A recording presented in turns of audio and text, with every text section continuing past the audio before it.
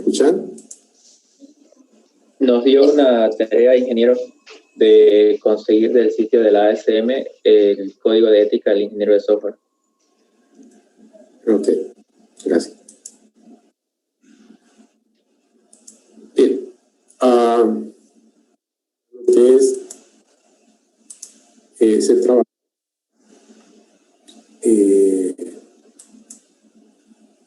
Como han debido ver, hay unos lineamientos sobre los cuales se determina el comportamiento esperado de un ingeniero de software.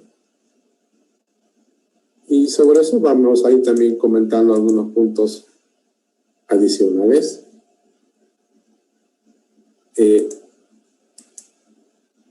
Saquen sus cuadernos o tomen nota de lo siguiente, por favor.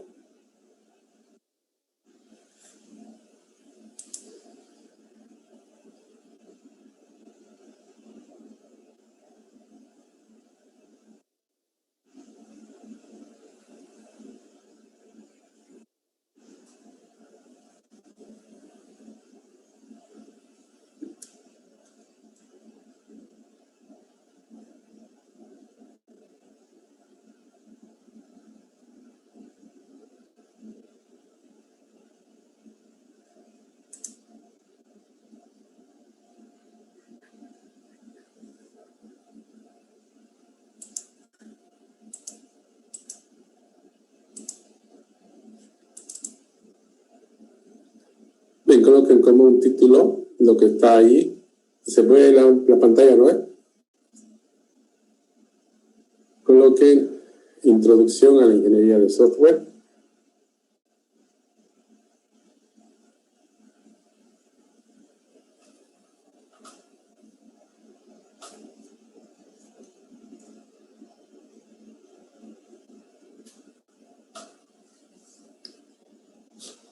Bien, lo que vamos a hacer en este punto es hablar de una perspectiva desde el lado del producto como también del lado del proceso.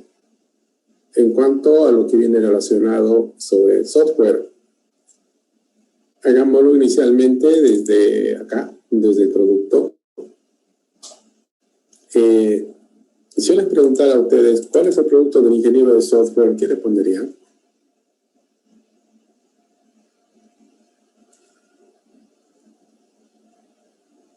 ¿Alguien por ahí?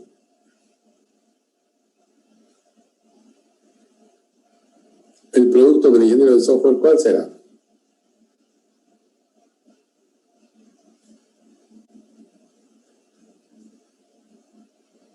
Es como que le preguntaran, no sé, ¿cuál es el producto del trabajo de un ingeniero civil? ¿Qué van a decir?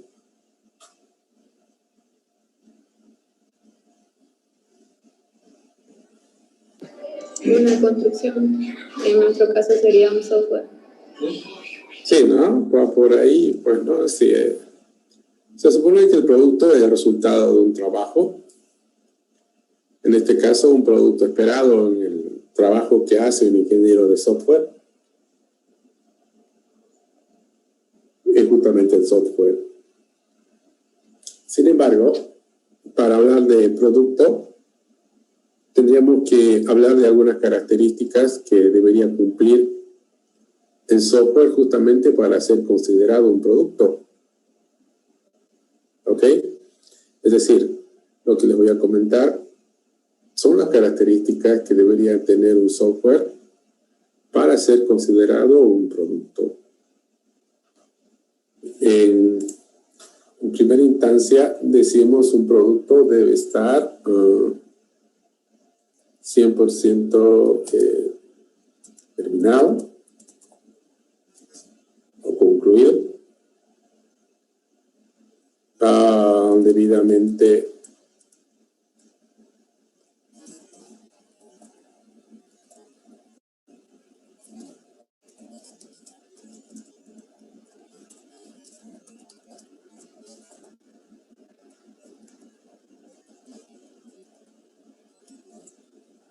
eso, ¿no? En primera instancia, un producto, para ser llamado como tal, debería ser algo que está 100% terminado. seguramente también probado, y en condiciones donde el desarrollador o el fabricador debería poder entregar una garantía sobre el buen funcionamiento sin ningún problema. Entonces eso quiere decir que si nosotros hacemos un software y no está terminado o no está aprobado o simplemente no estamos en condiciones de otorgar una garantía sobre él, no se podría considerar un producto. ¿Sí? Entonces un primer aspecto viene a ser ese.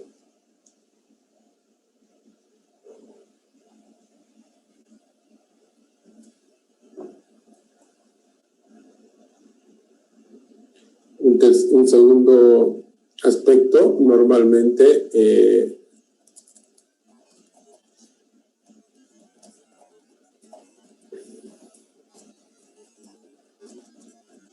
es algo que nosotros hacemos, pero que generalmente no es para nosotros, ¿no es cierto? O sea, nosotros mismos no somos quienes validan, digamos, la funcionalidad o el hecho de que esté bien el producto. Tiene que haber terceras personas o clientes quienes validan o avalen lo que nosotros hemos realizado de un punto de vista de que sí resuelve algún problema o satisface requerimientos de un mercado.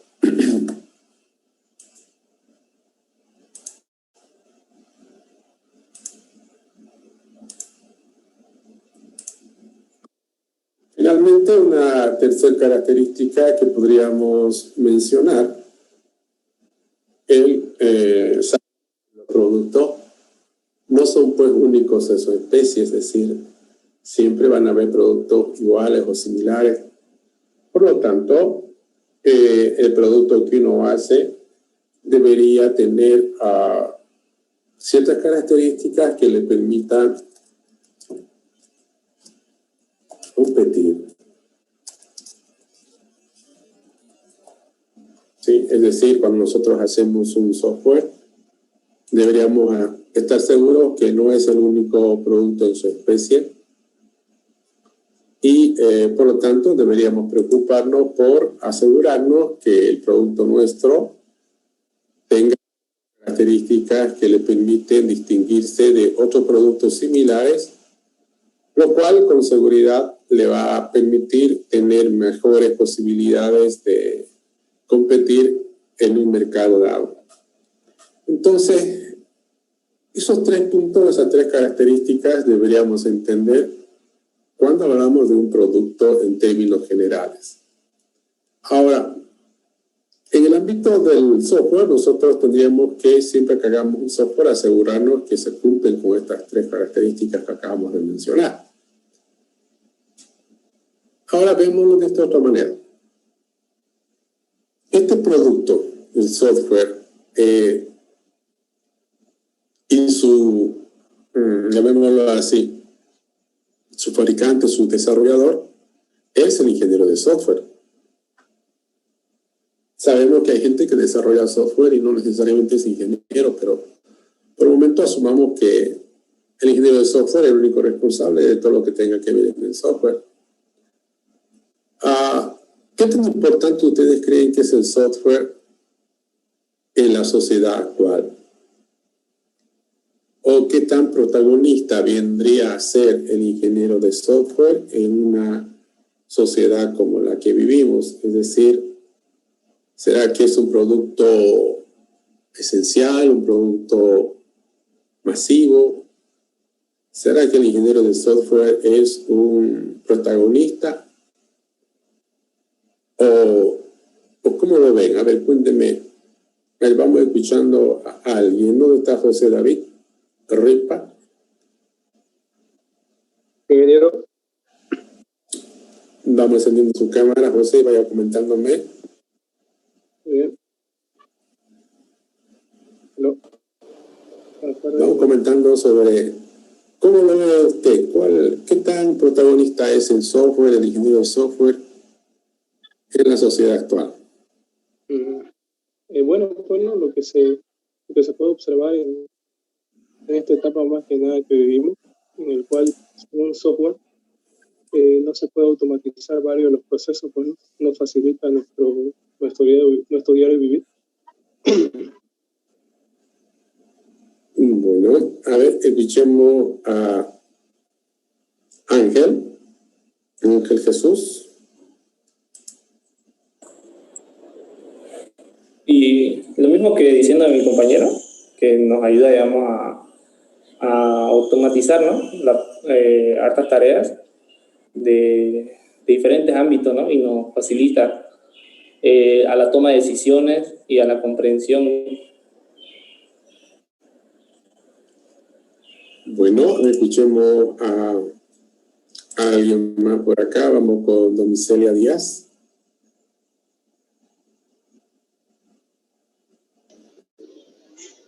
Buenas tardes, ingeniero. Buenas tardes. En mi opinión es que los ingenieros de software hoy en día desarrollan productos con calidad y también con el menor esfuerzo posible, ¿no? Bien, a ver, vamos por partes. Decíamos, ¿será que el software es un producto masivo? ¿Cómo lo ven ustedes?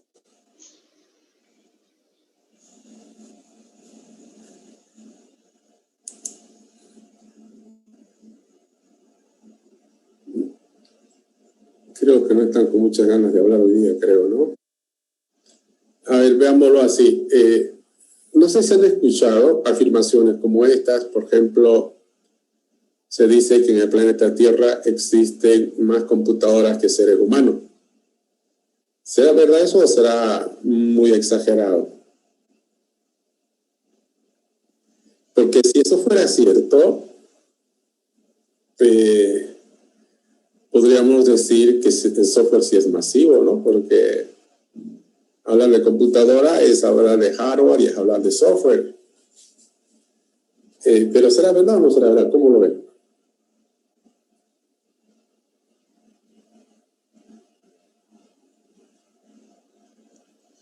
Habrá más computadoras que ¿cómo lo ven? A ver, escuchemos a ¿dónde está Marco Choque? ¿Cómo lo ve, Marco? Sí, pero mayormente prácticamente en nuestra vida cotidiana usamos computadoras o microcomputadoras, por así decirlo, el celular, la televisión, teléfono, calculadoras. Yo creo que es válida esa afirmación, ¿no? que hay en realidad más computadoras que ser humano. Ok, es cierto, ¿no? La verdad, cuando uno habla de computadora, habría que buscar una definición, ¿no? Por ejemplo, ¿será obligatorio que una computadora tenga siempre monitor, tenga teclado o no es obligatorio para que sea computadora? No es para nada obligatorio, ¿no? Es decir, un concepto de computadora podría ser, por ejemplo, un dispositivo electrónico, por lo que tiene como propósito procesar información. Y entre eso, mínimamente, para conseguir ese propósito, va a tener hardware, va a tener software, no obligatoriamente va a tener pantalla. ¿Podrían dar ejemplos de computadoras que no necesariamente tengan pantallas, teclados?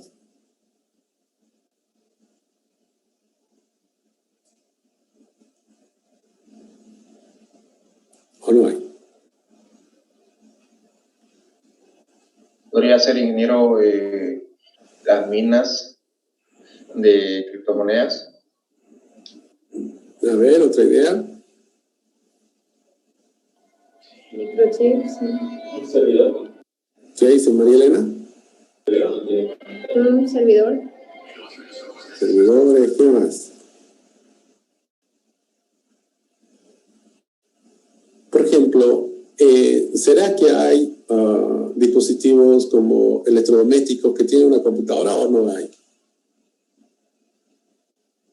Claro que sí, ¿no es cierto? Hay un montón de dispositivos modernos, como, no sé, pues laderas, televisores, que tienen adentro un dispositivo que se encarga o cumple con lo que hemos acabado de hablar cuando comentábamos sobre una computadora. Vehículos que también traen computadoras. Entonces es cierto, es verdad que hay más computadoras que seres humanos. Por lo tanto, sí podemos decir que el software es un producto masivo. ¿Por qué? Porque se produce a gran escala. Ahora, por un momento, piensa en una situación como esta. ¿Cuál sería el impacto que tendría la sociedad por una desaparición o una falla en cadena del software? ¿Cambiaría la sociedad? ¿Se vería afectada o no mucho?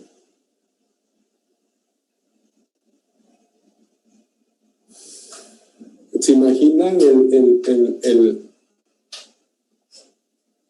el mundo sin software actualmente? ¿Cómo sería? Sería un completo caos. No podríamos pasar clases ahorita. Sí, ¿no? Hay quienes, por ejemplo, dicen afirmaciones extremas que tampoco podrían ser tan extremas, ¿no? Dicen que si eso pasaría, si por alguna razón desaparecen los ingenieros de software, o el software desaparece, o hay una falla en cadena,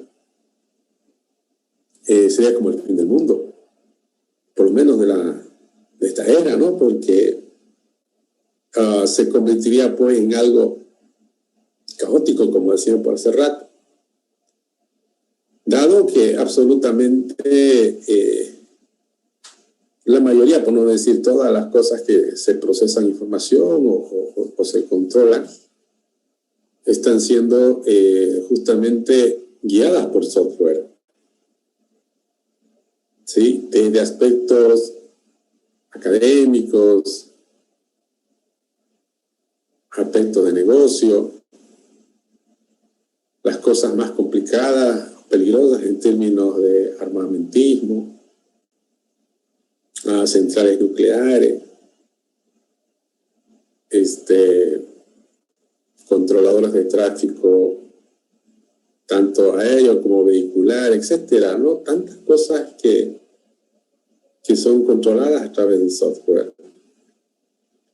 Pensar en una falla de esto es eso, es prácticamente un caos pleno, total.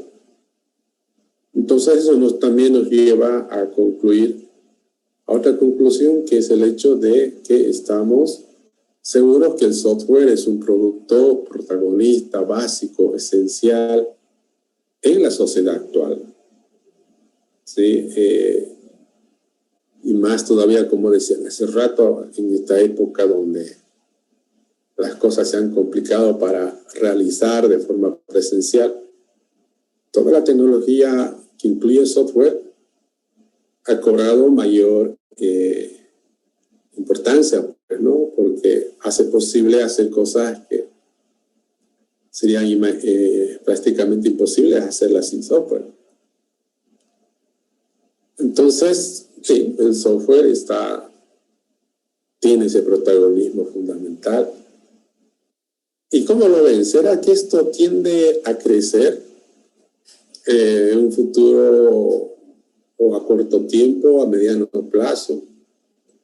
¿O más bien ven que ustedes esto que es el software y toda su tecnología tiendan a disminuir en cuanto a ser esenciales? ¿Cómo lo ven?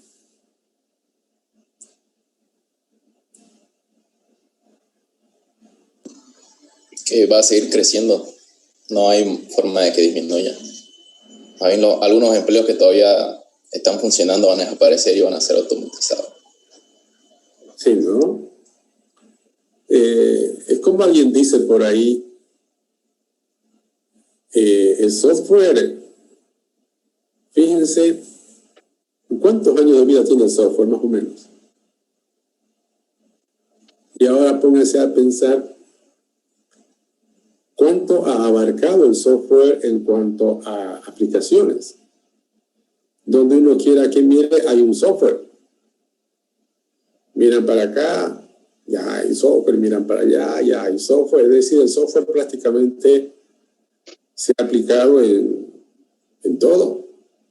O ustedes encuentran algún lugar, algún área donde no se haya aplicado todavía el software. Una cosa es que no usen, ¿no? Pero otra cosa es que no haya aplicaciones. ¿Encuentran ustedes algún área, algún lugar donde no haya llegado el software todavía?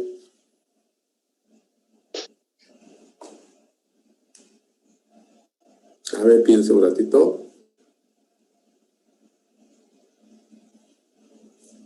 Lo que le digo, si pueden identificar un lugar, un área donde todavía el software no haya llegado. Pienso que las pequeñas empresas o mini empresas, se pudiera decir, ¿no? Por ejemplo, no sé, una tienda de abarrotes no tiene un software como tal, digamos. Hay tiendas de abarrotes que son ya un poco más grandes y no tienen un software. Y bueno, pues debería tener, ¿no? En unos lugares que evidentemente creo que por cultura no agregan eso, digamos. No agregan software. Sí, está bien. Sin embargo, una cosa es que no lo usen, digamos, el software, ya sea por la razón que sea. Y otra cosa es que no haya una aplicación. Y sí hay aplicaciones, digamos, ¿no?, que fácilmente podrían usar en esos tipos de escenarios. O sea, yo quiero ir por ese lado, ¿no? Si nosotros vemos, básicamente para todas las áreas, rubros, ya hay software. Entonces, el software está así, aplicado absolutamente a todo.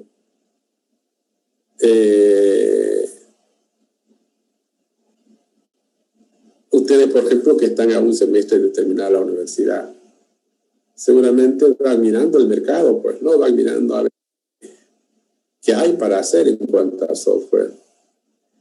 Y como acabamos de decir, miran para acá, miran para allá, y hay software hecho. Pero aparece un concepto que se llama la evolución, ¿no? Y la tecnología va evolucionando rápidamente. Fíjense, el software actualmente está involucrado en todas las actividades. Sin embargo, ¿cuántos años le habrá llevado al software conquistar el mundo en sí? Porque existe el software, más o menos, una idea.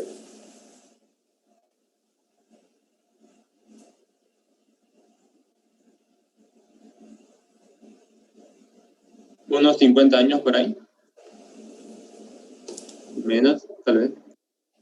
Bueno, estamos hablando, por ejemplo, de que seguramente esto apareció con las características actuales, una computadora así como las que son ahora en términos generales.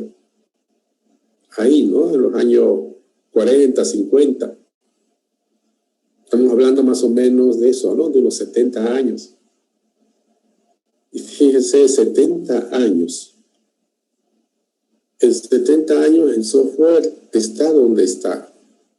¿Será un tiempo muy corto o muy largo el que demoró para conquistar la sociedad prácticamente? Es muy corto, pues, ¿no? Un tiempo realmente muy corto, 70 años. Por eso es que decimos que todavía el software aún está empezando en cuanto a lo que viene a ser a su aplicación, y esto tiende a crecer cada vez más. El software está en esa categoría de tecnologías élites. Nosotros, por lo general, sabemos que existen, que todo evoluciona. Sin embargo, hay ciertas áreas élites que hacen que esta evolución es como que marcaran el ritmo de la evolución. Entre esas áreas, obviamente, está pues la electrónica, también la informática, y también seguramente las telecomunicaciones. De ahí es que hoy por hoy para nosotros, siempre que hablamos de una tecnología aplicada, no sé, en cualquier área, en la medicina, en la petrolera, en la construcción, en los negocios, esa tecnología implícitamente involucra al software. Es más, es difícil hablar de tecnología sin que se hable de software, ¿no? Así es hoy día o no es así. Es así, ¿no es cierto? Nosotros vemos al software como un como el elemento central de cualquier tipo de tecnología. De ahí es que decimos que el software obviamente tiene todavía demasiado tiempo por recorrer. Habíamos hablado alguna vez, o hace rato mejor dicho, y decíamos que el mercado prácticamente está saturado en términos de aplicaciones de software. Y el caso de ustedes, vamos a suponer que terminaron la universidad, quieren ver qué van a hacer y donde miran que vean hay software hecho. Mucha gente podría decir, bueno, ¿y ahora qué hacemos? Entonces, un elemento central ahí que aparece es la evolución tecnológica. La evolución trae oportunidades y si eso, la evolución siempre viene con innovación. Y si nosotros aprovechamos todo eso, con seguridad vamos a tener pues, el espacio que requerimos para desarrollarnos como profesionales. El ritmo de la evolución tecnológica en nuestro ámbito es por demás exagerado, es muy, muy rápido. Hay cosas que se denominan o están en una categoría de tecnología de punta solo por unas cuantas horas, porque es así de rápido que va evolucionando muchas cosas, ¿no es?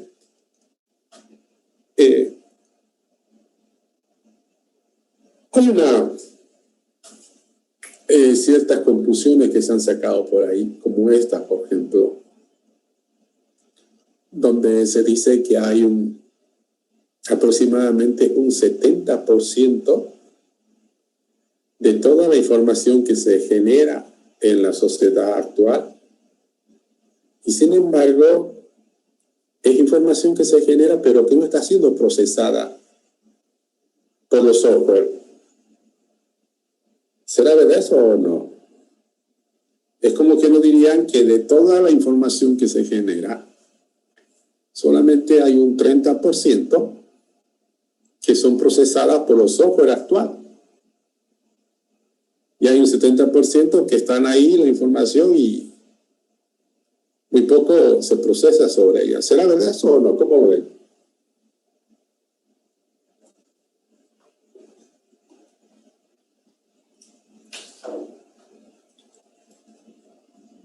A ver, vamos escuchando a Denison Ray.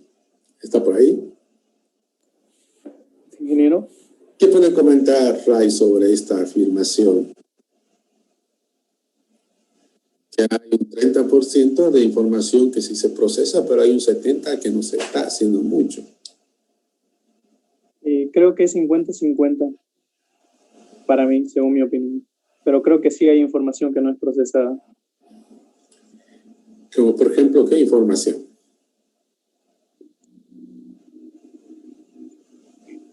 Dependiendo de las áreas.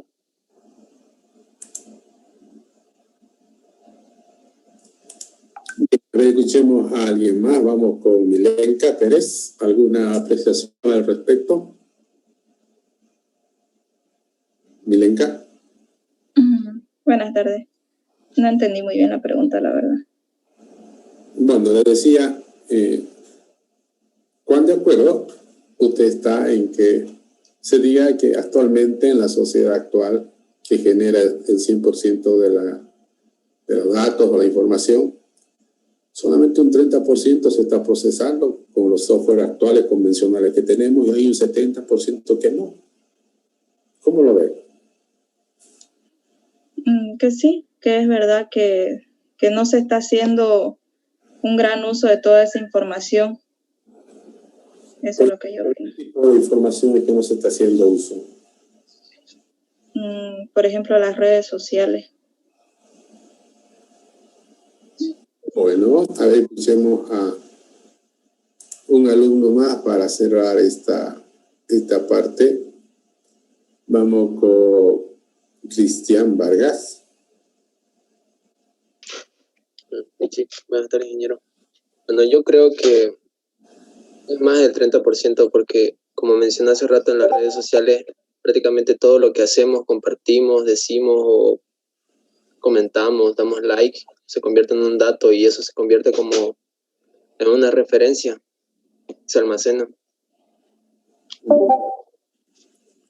Bueno, lo cierto, en el último tiempo ha habido una gran cantidad de información que se genera y no está siendo procesada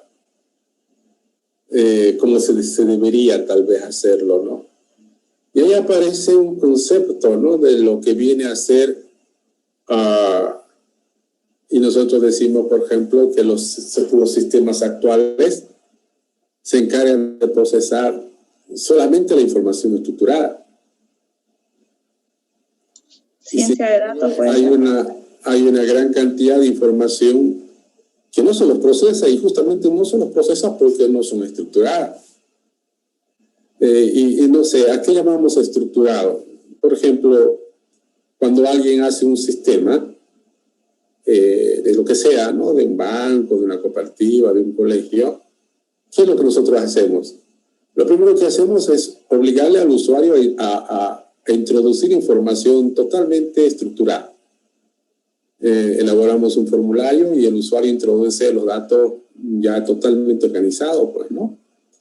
Sin embargo, hay una gran cantidad de información que no es estructurada y no se las procesa. Ejemplos, no sé, veamos.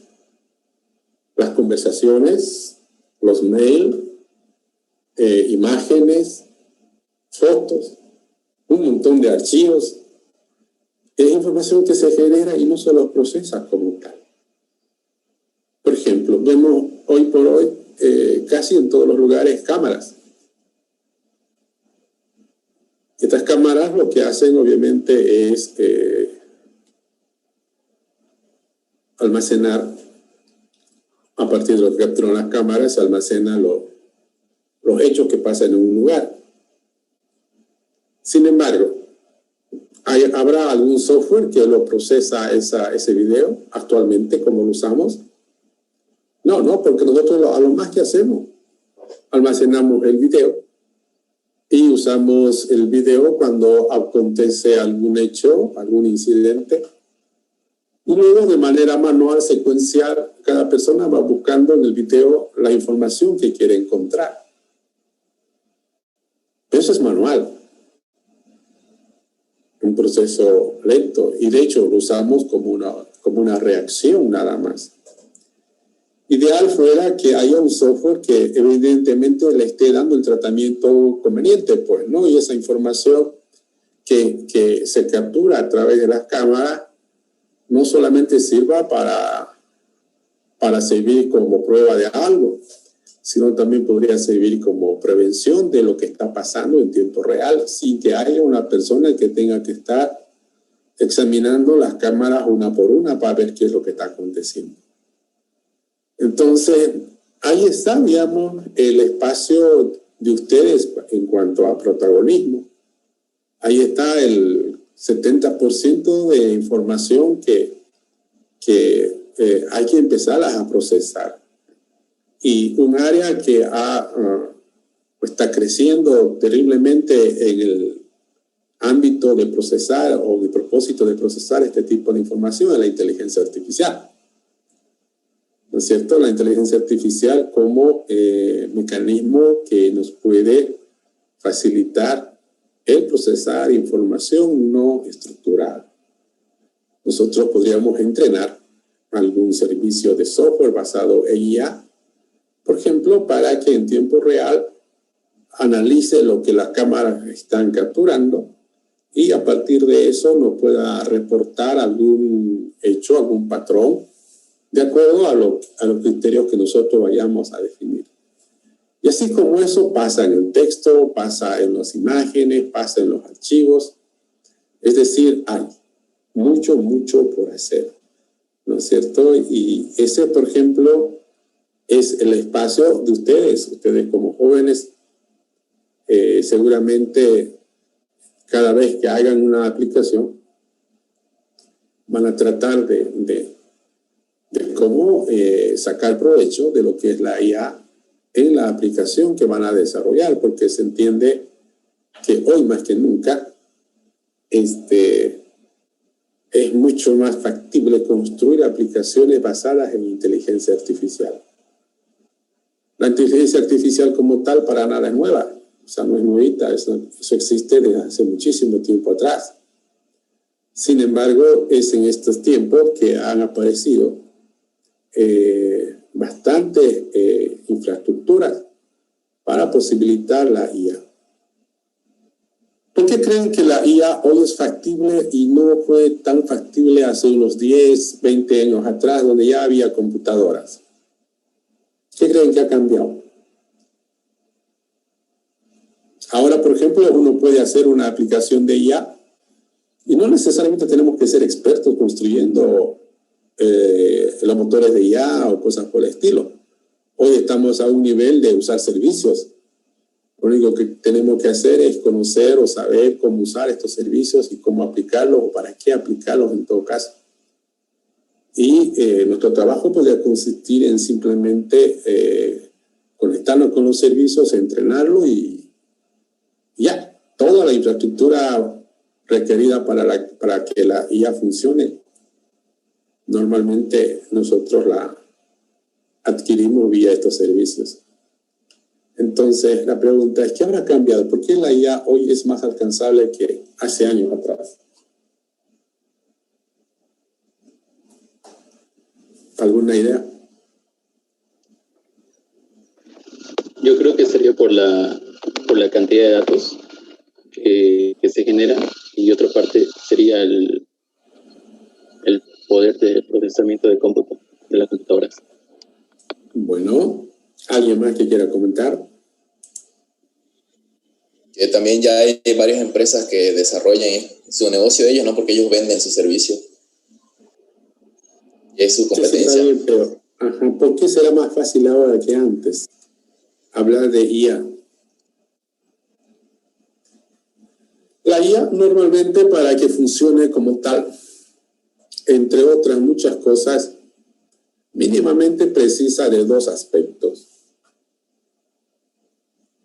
La primera, obviamente, datos. Cantidad de datos impresionantes. Porque una IA que no tenga una base de conocimiento fuerte y masivamente poblada, difícilmente puede ser una IA. Porque se entiende que para que ella haga algo tiene que tener una cantidad enorme de datos, ¿no? De información, de su base de conocimiento. Primer aspecto. Y segundo aspecto, dado que son cantidades enormes que hay que almacenar, hay que procesar, se precisa pues también poderosos y grandes hardware servidores que puedan estar al alcance de lo que se requiere. Obviamente hace años atrás no había pues toda esta disponibilidad. Hoy día, con lo que denominamos la computación en la nube, con lo que denominamos todo esto, lo que son las redes sociales y la interacción entre humanos, los buscadores, etc., ha hecho posible que muchas empresas del tamaño de Google, de Amazon, etcétera, puedan construir sus servicios de IA. Hace días nomás mucha gente está renegando de que WhatsApp está cambiando su política de uso. Sí, y bueno, pues no, nosotros siempre supimos que ellos hacen algo con los datos, ahora que ahora lo hagan de manera ya más explícita o pública es otro cuento. Es difícil pues imagínense semejante software que usamos, como, no sé, software para comunicarnos, para chatear, software de las redes sociales, software de emails, software como buscadores, hasta podemos ubicar a seres queridos mediante GPS. Y la pregunta es, ¿quién paga por usar todos esos servicios? Nadie, ¿no es cierto? Entonces, y sin embargo, ¿cuánto cuesta hacer todo eso? Seguramente un montón. Que habrá empresas que publicitan, seguramente que sí. Pero para publicitar, obviamente, pues se tiene que ser efectiva la publicidad. Y para que una publicidad sea efectiva, tienen que tener pues como una especie de un perfil de los clientes potenciales. Y eso obviamente se va formando con todo lo que nosotros usamos de este tipo de software.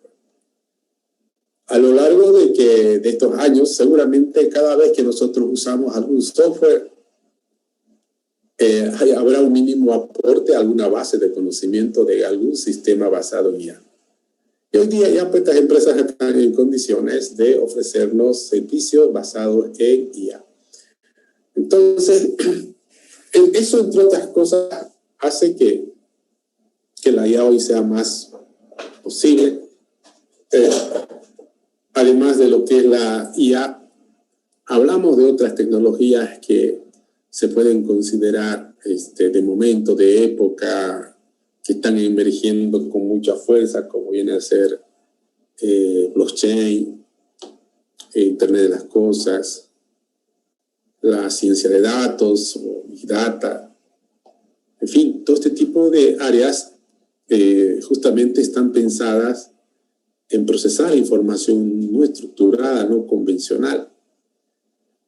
Y eso nos hace ver que el software prácticamente apenas está empezando en sus aplicaciones. Y nosotros, desde ese punto de vista, podríamos sentirnos quizá contentos, ¿no?, de estar en un área donde es como que estuvimos viviendo en nuestra época, en nuestro momento. Como decíamos hace rato, es difícil imaginar hoy por hoy una tecnología que no involucre al software. Entonces, el ingeniero de software es como un pez en el agua en esta época. Es cierto que tiene responsabilidades muy fuertes encima de él porque esta tecnología evoluciona muy rápidamente. La gente que se descuida un poco podría estar más rápidamente obsoleta en comparación a otras áreas. Pero ese es el software, ¿sí? Un lugar donde hay mucho por hacer, demasiado por hacer. Y la inversión que uno necesita tampoco es extrema, ¿no? Porque, ¿qué se requiere para hacer software, más o menos? ¿Alguna idea por ahí? ¿Será demasiada inversión que precisamos hacer para construir un software o no será tanto? Seguramente que como en todo, pues no, la inversión más grande siempre va a ser el tiempo, el esfuerzo que uno dedica a hacer algo. Pero más allá de eso, en términos físicos, una computadora más o menos buena, con su conexión a Internet, quizás podría ser el elemento de partida factible. Entonces sí, es bastante factible hacer este tipo de cosas con una inversión en términos de lo que acabo de mencionar, bastante simples. Lo que resta hacer es pues lo más difícil, ¿no? Dedicarle tiempo, esfuerzo, pero sobre todo tener la idea, tener la pasión, tener una mente de tipo disruptiva donde uno pueda crear innovaciones, pueda crear espacios para permitirnos, obviamente, avanzar en este ámbito de lo que es el software. Bien, entonces, esto que quería comentarles tiene como propósito justamente valorar, ubicar el software en el contexto. Y queda claro que sí, que el software es un producto terriblemente masivo y su futuro es quizás mucho más grande todavía. Cada vez se ven mayores aplicaciones en el ámbito del software. Ahora, si lo vemos de otra perspectiva, ¿será que el software tiene algún aspecto negativo? Es decir, que el software con su tecnología tenga algún aspecto negativo en la sociedad, o que la sociedad se vea afectada negativamente por el software. ¿Encuentran alguna?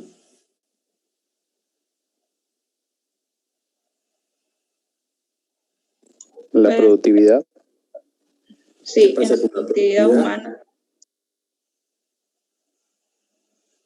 ¿Quién era Omar? ¿Qué pasa con la productividad? Es que la mayoría hoy en día, al estar más conectados, es menos productivo al hacer sus trabajos cotidianos. A ver, eso lo vamos a tomar de este lado, más o menos. Que podría afectar negativamente desde el punto de vista de productividad. Bueno, podría ser, ¿no? Porque hay mucha gente que se sienta en una computadora y se distrae. Por ejemplo, el mal o a vencer con los jóvenes como ustedes, y ni hablar de la gente que está en colegio, es ese, por ejemplo. Todo esto lo que es virtual, donde la gente tiene que trabajar en la computadora, su capacidad de concentrarse en hacer algo es terriblemente amenazada, pues, ¿no? Por tantas distracciones. Abren una computadora y, bueno, les aparecen noticias, videos, chats y tienden a distraerse. Si lo ve desde ese punto de vista, claro que sí, ¿no? La productividad se ve, digamos, afectada, pero no es general, pues, ¿no? No es de todos, no es un mal de todos. Es un mal, digamos, quizás de la mayoría. La forma de superar esto es, pues, con una buena madurez. Hay gente que tiene la suficiente madurez como para no distraerse ni verse perjudicado por lo que nos aparece una computadora y nos lleva a tener una productividad mínima. Entonces no está mala idea, sin embargo no es un tema, digamos, general este asunto.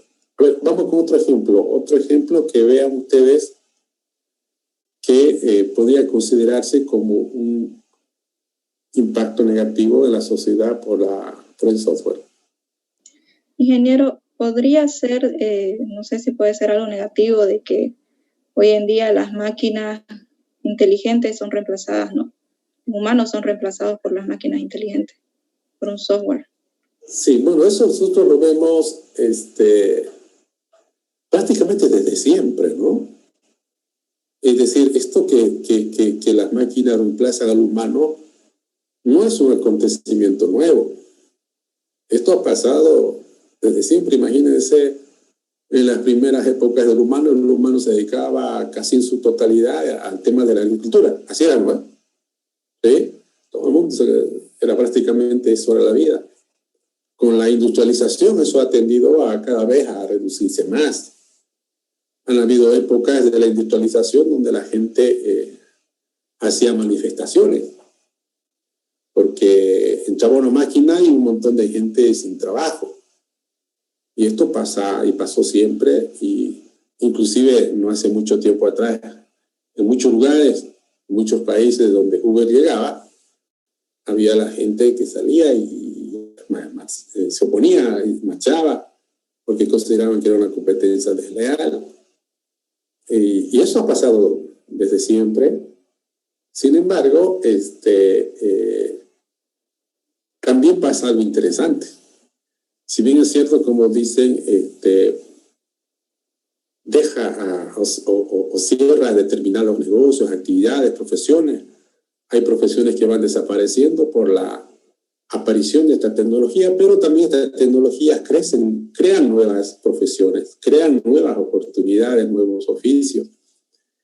Y la tecnología es eso, ¿no? La evolución tecnológica es eso, no es algo que sea exclusiva producida por el software, ¿no? Esto ha pasado siempre, pero es como que la tecnología le da un mensaje al humano, ¿no?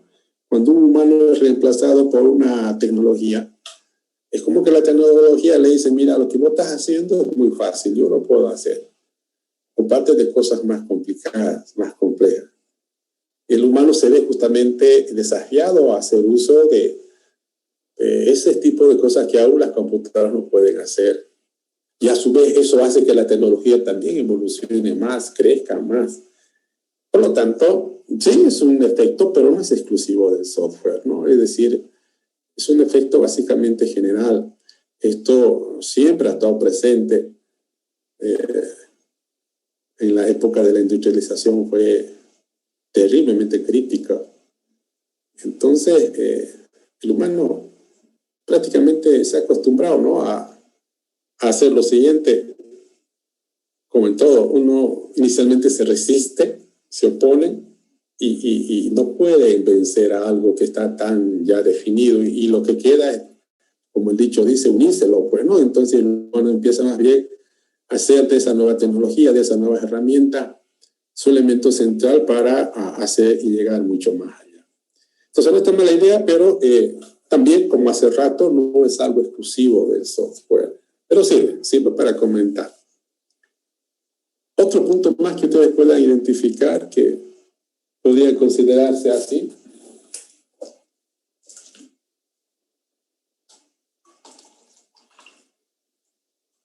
Nada más. Entonces no hay nada malo en el software. No tiene una cara, un lado oscuro. No sé si sea culpa del mismo software o de la gente que hace un mal uso del software, por ejemplo los hackers o las páginas que tienen cosas. Sí, es un punto interesante también, ¿no?, a comentar. Igual también quizás no sea algo que aparece con el software, este tipo de usos inapropiados, digamos, que se le da algo, porque como en todo, ¿no?, la tecnología normalmente en teoría se la hace para propósitos buenos, pero hay quienes lo usan para propósitos pues fraudulentos o cosas por el estilo. Lo que sí es cierto, que aparentemente con el software las cosas se ven más facilitadas, ¿no?, para este tipo de gente, porque es una lucha constante, ¿no? Los hackers de sombrero blanco y los de sombrero negro están en competencia todo el tiempo, es lo que dicen, ¿no? Porque hoy necesitamos ser hackers si no queremos defender de otros hackers, tener la mentalidad de ellos para construir software lo suficientemente seguros, libres de vulnerabilidades. Hay hackers que son muy bien pagados. Hay un tipo, por ejemplo, más que bien pagado, bastante conocido. ¿Cómo es hay un español? ¿Lo conocen? Un hacker, bueno, él dice que es el de sombrero blanco, ¿no? Porque tiene buenas intenciones. ¿Cómo se llama? El Chema, no sé si lo han escuchado. Sí. Chema Alonso. Sí, entonces, sí, los hackers es un problema, ¿no? Es un tema crítico. El software cada vez está más expuesto. Cuando nosotros construimos software, todo el tiempo tenemos que posibilitar integrarnos con otro software. Y cuando integramos es como abramos una puerta, pues, ¿no?, para que puedan entrar cosas incorrectas. En teoría eso le ha pasado a Facebook hace unos 4 o 5 años atrás, ¿no es cierto? Y tuvo problemas grandes. Y eso va a pasar, lamentablemente es un tema, sí, muy crítico. Hay gente que ha perdido mucha plata, digamos, por este tema o este tipo de software. Hay un montón de, ¿qué le llaman a estos software tipo pescadores, spies, etcétera, que van buscando sitios web lo suficientemente inocentes como personas también para caer en este tipo de asuntos.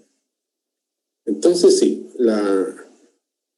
el software probablemente sí facilita este tipo de aspectos. Imagínense un ejemplo, algo que hace años atrás parecía una locura y hoy lo vemos que es una realidad. Los vehículos autónomos. De hecho, ¿no? Ahorita, por ejemplo, Tesla es uno de las empresas que produce este tipo de vehículos, incluyendo vehículos eléctricos. Y hoy tenemos al millonario más grande que está basado en eso, ¿no? De Tesla, el tipo, ¿no? ¿Saben eso? Ya no es ni Bill Gates, tampoco el de Amazon. Por lo menos en estos días el tipo más millonario es este señor de Elon Musk. Entonces, y fíjense cómo cada tecnología nueva trae nuevos millonarios. Y eso es una esperanza para todos nosotros, porque podemos hacer, ¿sí? Ahora imagínense un vehículo autónomo hackeado. ¿Qué podría pasar?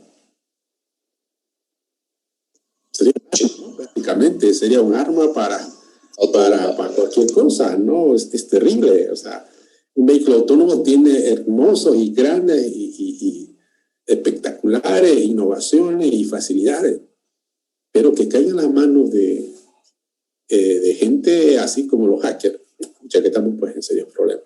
Entonces sí, es un punto válido. Si bien es cierto, no es tampoco exclusivo del software, porque los espías existen desde siempre. Pero quizás en este tema con el software, dado que el software se ha hecho tan genérico, parecería que los hackers tienen un trabajo más fácil. Sin embargo, como decíamos hace rato, así como existen los hackers que hacen cosas incorrectas, también pues existe el otro lado. Y es eso, una competencia de todo el tiempo en los desarrolladores. Un desarrollador, pues, por lo general tiene una mente bastante constructiva. Un hacker tiene una mente totalmente destructiva. Por lo tanto, cuando yo hago un desarrollo de un software, yo como analista, diseñador, programador, tal vez tengo la mente constructiva. Y de hecho sí, porque el software es como mi hijo, y uno en su hijo siempre ve cosas buenas, no ve cosas malas ni sus defectos. Entonces, ¿qué precisamos? Precisamos que haya integrantes de nuestro equipo que no estén comprometidos tal vez con el desarrollo directo, pero sí sean nuestros ingenieros de prueba. Y ellos con esa mentalidad destructiva puedan complementar nuestro trabajo y entregar un producto quizás en mejores condiciones de no ser vulnerable. Entonces también me parece muy interesante ese punto. ¿Algún otro punto más que ustedes identifiquen crítico del ámbito del software?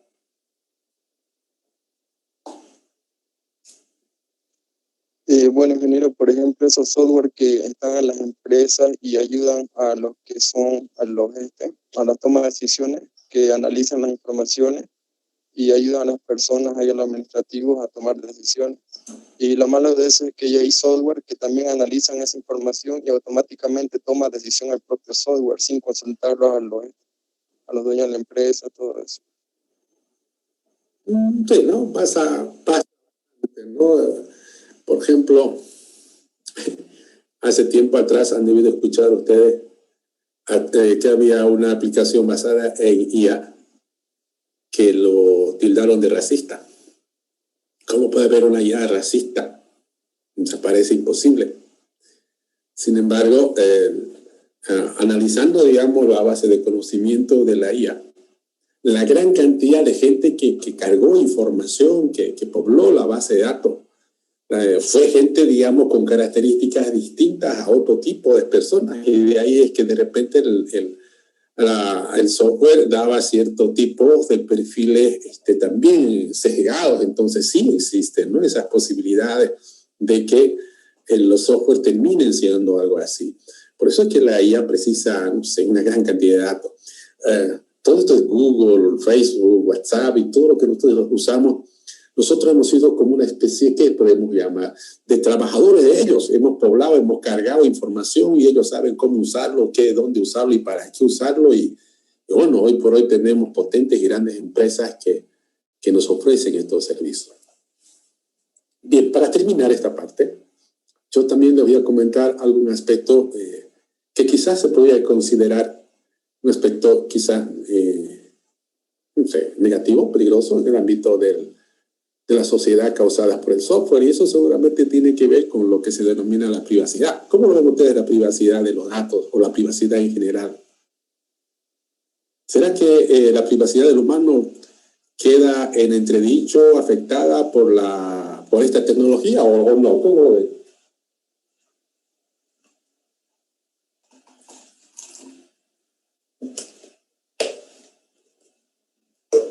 ¿Nadie?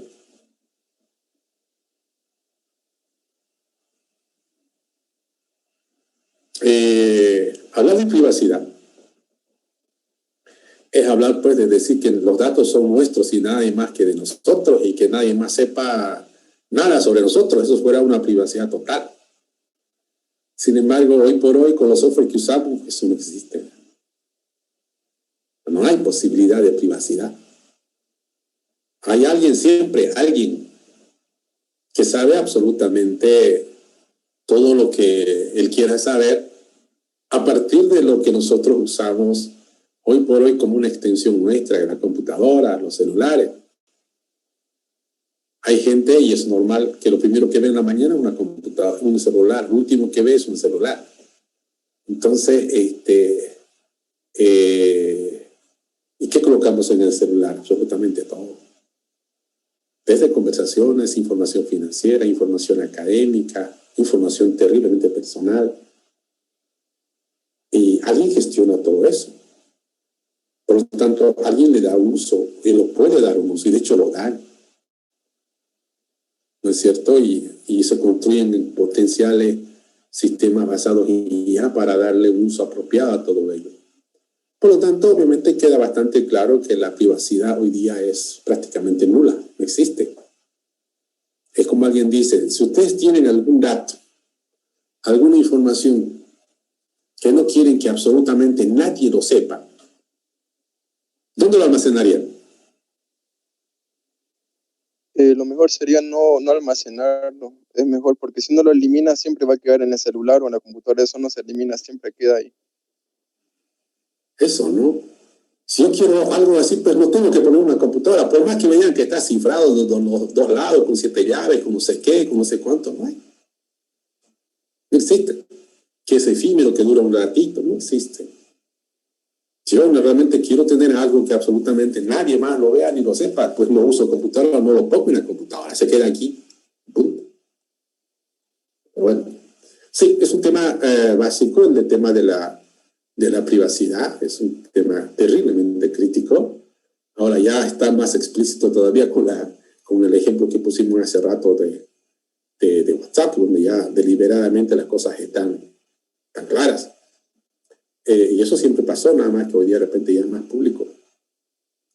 Y para complementar otra parte, también es un detalle interesante que el software ha causado que los humanos cada vez tengan menos necesidad de estar en contacto. Ejemplo, somos ustedes ahorita. Antes era difícil pensar en una clase como esta la que estamos haciendo. Por el tema de la pandemia y cosas por el estilo, y esto no es que apareció junto con la pandemia, ¿no? Pero es una de las que ha causado que la gente empiece a pensar en un mundo donde pueda hacer la vida con una interacción física menor. Obviamente en términos de la pandemia es bueno porque así el virus se expande menos, pero en términos reales no es bueno, pues, ¿no? El humano necesita interactuar. Ahora habrá actividades donde, no sé, negocios, académicos, que sí se explota todo eso. Bien, jóvenes, con esto voy a cerrar la clase de hoy día. Para eso, quiero que hagan la siguiente tarea, por favor, anoten.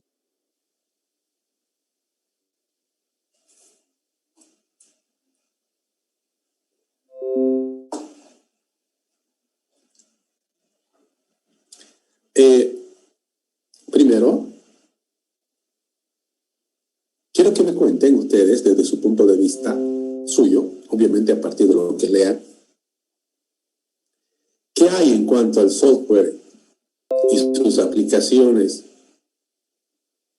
en un corto y mediano plazo. Quiero que me digan, por ejemplo, cómo lo ven al software de aquí a unos 5 años, de aquí a unos 10 años. ¿Cómo se imaginan que sería el mundo del software y sus respectivas aplicaciones? ¿Será que tiende, como decíamos hace rato, a crecer, tal vez a reducir? Eso quiero que ustedes lo comenten, ¿no? Que me muestren más o menos qué podría acontecer en el mundo del software a corto y mediano plazo. Segunda tarea.